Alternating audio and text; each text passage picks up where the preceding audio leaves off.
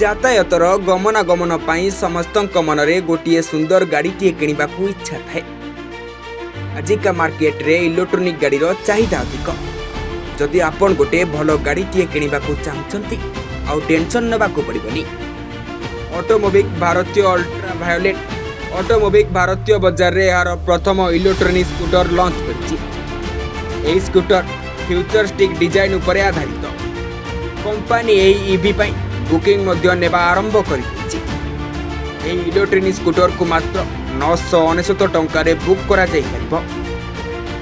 EV कम मूल्य रे बढ़िया रेंज देबाकू जाउछि बोली दाबी करिछि। Ultraviolette next generation platform उपर आधारित। ईवी रे थिबा मोटर 20.1 bhp पावर जनरेट करे। तेसरा 3टी बैटरी पैक ऑप्शन सहित बाजार को आसीछि। इलेक्ट्रोनिक स्कूटर टी 3.5 किलोवाट बैटरी पैक सहित 162 किलोमीटर रेंज देबाकू दाबी करिछि। कंपनी बड़ 6 किलोवाट बैटरी पैक रु 261 किलोमीटर रेंज प्रदान करने दाबी करिछि। यार फीचर्स मध्य पूरा अलग। अल्ट्रा वायोलेटर इलेक्ट्रोनिक स्कूटर रे ओमनी सेंस मिरर सहित इंटीग्रेट राडार एवं डैश कैम फीचर रही जहाँ कौन ईवी रे प्रथम थर पर दि जाइछि।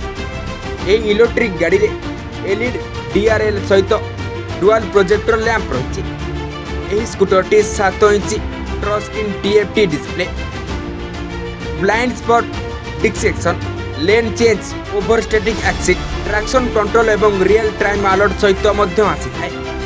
एही गाड़ीर मूल्य विषय रे कहिबाकू गले एही गाड़ी स्कूटर मूल्य 1,02,000 टंका रखा जाइछि, जहाँ यार प्रथम 10,000 ग्राहकों पाई। या परे इलेक्ट्रोनिक स्कूटर दाम बढ़ी पार बोली अनुमान करा जाउछि। एही स्कूटर फास्ट लुक एवं मूल्य देखिले याकू एक दमदार 2 व्हील कुआ जाई परिबो निश्चय। कंपनी एही स्कूटर को आसंता वर्ष आरंभ रे डिलीवरी करि पारे। बाजार रे यार प्रथम इलेक्ट्रोनिक स्कूटर लॉन्च करिछि। एही स्कूटर फ्यूचरिस्टिक डिजाइन उपर आधारित। कंपनी एही ईवी पई बुकिंग मध्य नेबा आरंभ करि दैछि। कहिबाकू गले एही स्कूटर टी फास्ट लुक एवं मूल्य को देखिले यार एक दमदार 2 व्हील कुआ जाई परिबो।